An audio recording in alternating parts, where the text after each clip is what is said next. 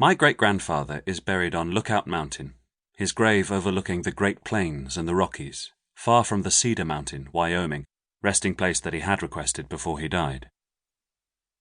This grave, chosen for him by family when he no longer had a say in it, is near Denver, Colorado, where I lived for a year, where I worked, where my son was born, and where my wife was murdered.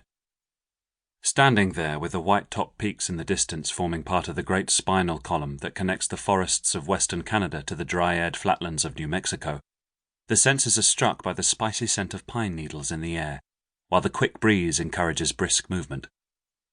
The wildlife, the bison, the elk, the great bears, drift from hilltop to plateau, glancing warily at visitors. There is no restlessness here, just slow movement and ongoing life.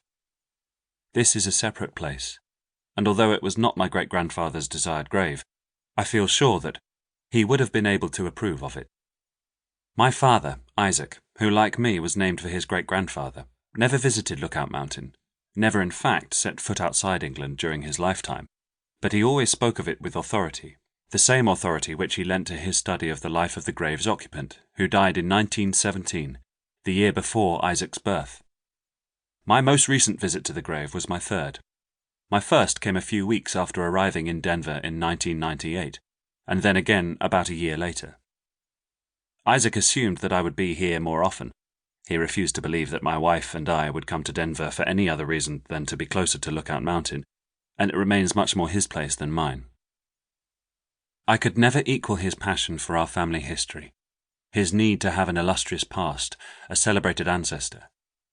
He was a storyteller, with just one story to tell, but that story was a story of a lifetime. I was interested. I was certainly intrigued. But Lookout Mountain has never been my haven. In fact, it's represented something which has caused me only pain. My most recent visit came about because Isaac had died, and there was something that I needed to do there. I'm a child of the 1970s, born on the first day of the decade when Isaac was 52 and a first-time father.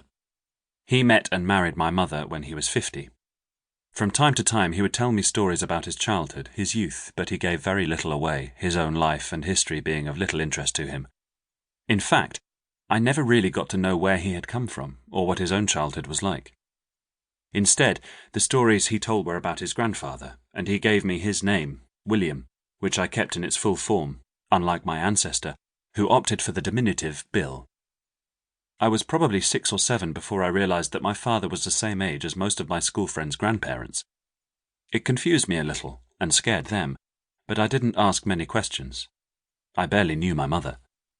She left home when I was 4 years old, divorcing my father and marrying a doctor before emigrating to Canada, where she still lives. We rarely speak. It's hard to know whose story this is. It's partly mine, and it's partly Bill's. But in the centre comes Isaac, telling me all he knew about his grandfather, and making me who I am at the same time. 3 generations of men, separated by long periods of time and place. In some ways, none of us really related to the others at all. I spent my life running away from Isaac, but now that he's dead, I find myself keeping his memory alive more and more through the stories. Isaac's prized possession was mounted on the wall of our living room, and I knew better than to take it down without permission. It was a Smith & Wesson handgun, manufactured in Kansas in 1842, and given to Bill by his own father as a reward for saving his life when he was a child of 9. An American, Bill's father had been taken as an abolitionist by some pro-slavery men after he gave a speech near the Salt Creek Trading Post in Missouri, where he refused to endorse the admittance of slavery into the new state of Kansas. Having been part of the original settlement of Iowa when it was brought into the Union, Bill's father had been entrusted with leading the settlement of the region. As such, his was a voice which was given credence by the local population. When he spoke, his words carried almost the weight of government, a future government, and his policies and ideals could settle plans for the manner in which the new state would be run.